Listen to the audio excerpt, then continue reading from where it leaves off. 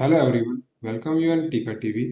માર્કેટની વાત કરીએ તો બીએસસી સેન્સેક્સ સ્પોટ ક્લોઝ થયું છે 74,333 પર 1134 પોઈન્ટના વધારા સાથે. નિફ્ટી 50 સ્પોટ ક્લોઝ થયું છે 22,552 પર 428 પોઈન્ટના વધારા સાથે. અને બેંક નિફ્ટી સ્પોટ ક્લોઝ થયું છે 48,497 પર 153 પોઈન્ટના વધારા સાથે. માર્કેટ બ્રેથ જોઈએ તો લાસ્ટ વીકમાં માર્કેટ પોઝિટિવ રહ્યું હતું. બીએસસી 500 ક્લોઝ થયું છે 32,199 પર 902 પોઈન્ટના વધારા સાથે. નિફ્ટી 500 ક્લોઝ થયું છે 20,443 પર 562 પોઈન્ટના વધારા સાથે. નેક્સ્ટ આપણે જઈએ ટોપ ગેનર લૂઝર ઇન્ડેક્સ પર. ટોપ ગેનરમાં નિફ્ટી મેટલ ક્લોઝ થયું છે 8,927 પર 8.61% વધારા સાથે. ગયા વીકમાં એક પણ સેક્ટર ટોપ લૂઝિંગમાં આવ્યું નથી. હવે નિફ્ટીના ડેઇલી ચાર્ટની વાત કરીએ તો ડેઇલી ટાઈમ ફ્રેમ પર સપોર્ટ પર મોર્નિંગ સ્ટાર કેન્ડલસ્ટિક પેટર્નનું ફોર્મેશન થયું છે, જ્યારે વીકલી ચાર્ટ પર લોઅર શેડો સાથે બુલિશ કેન્ડલસ્ટિક પેટર્નનું ફોર્મેશન થયું છે. મોમેન્ટમ ઇન્ડિકેટર આરએસઆઈની વાત કરીએ તો આરએસઆઈ પર ડેઇલી ચાર્ટ પર 42ના લેવલ પર ટ્રેડ કરી રહી છે, જે આવનારા વીકમાં સાઇડવેઝ ટ્રેન્ડ ઇન્ડિકેટ કરે છે.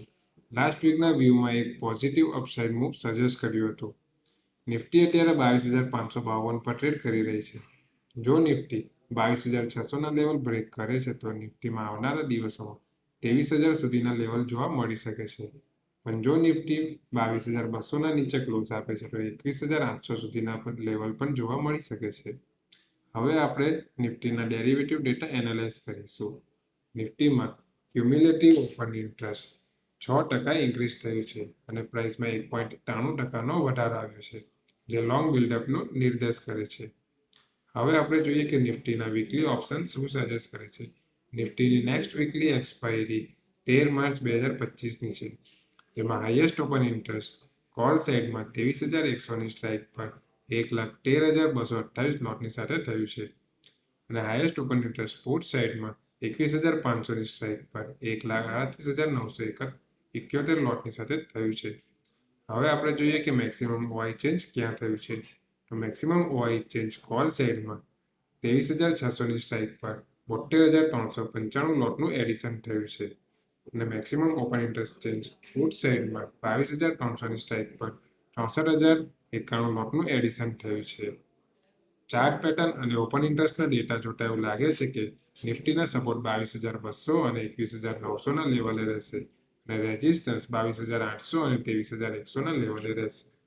બેંક નિફ્ટીના ડેઇલી ચાર્ટની વાત કરીએ તો ડેઇલી ચાર્ટ પર ડોજી કેન્ડલસ્ટિક પેટર્નનું ફોર્મેશન થયું છે, જે આવનારા વીકમાં સાઇડવેઝ ટ્રેન્ડ ઇન્ડિકેટ કરે છે, જ્યારે વીકલી ચાર્ટ પર લોંગ અપર શેડો અને લોઅર શેડો સાથે ડોજી કેન્ડલસ્ટિક પેટર્નનું ફોર્મેશન થયું છે. મોમેન્ટમ ઇન્ડિકેટર આરએસઆઈની વાત કરીએ તો ડેઇલી ચાર્ટ પર આરએસઆઈ 42ના લેવલ પર ટ્રેડ કરી રહી છે. ડેઇલી ચાર્ટ મુજબ બેંક નિફ્ટી માટે 48,600નું લેવલ સ્ટ્રોંગ રેઝિસ્ટન્સ તરીકે કામ કરી શકે છે. જો એ લેવલ બ્રેક કરે છે તો બેંક નિફ્ટીમાં 49,000 સુધીના લેવલ જોવા મળી શકે છે, જ્યારે નીચેમાં 48,000નું ઇમ્પોર્ટન્ટ સપોર્ટ ઝોન છે. જો એ લેવલ બ્રેક કરે છે તો 47,700 અને 47,500 સુધીના લેવલ જોવા મળી શકે છે.